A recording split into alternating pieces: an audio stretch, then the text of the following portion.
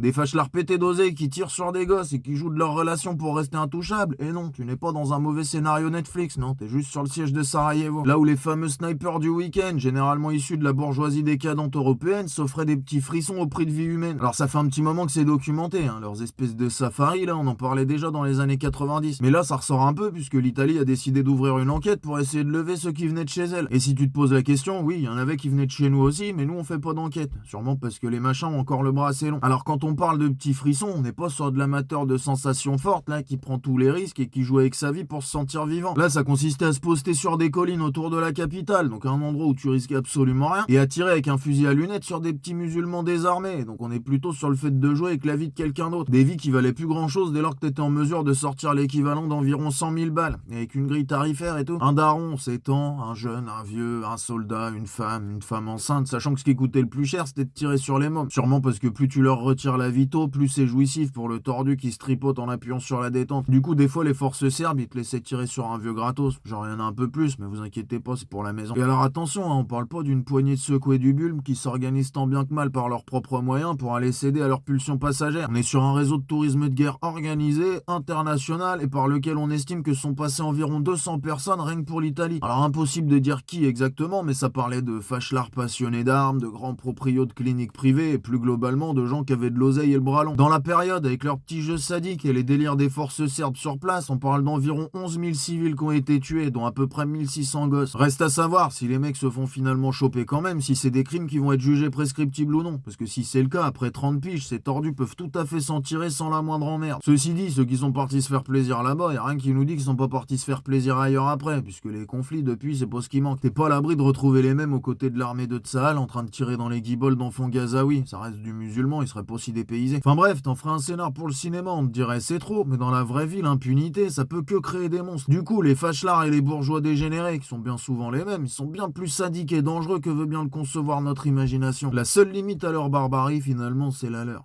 Celle qu'on prendra nous-mêmes la peine de leur y foutre.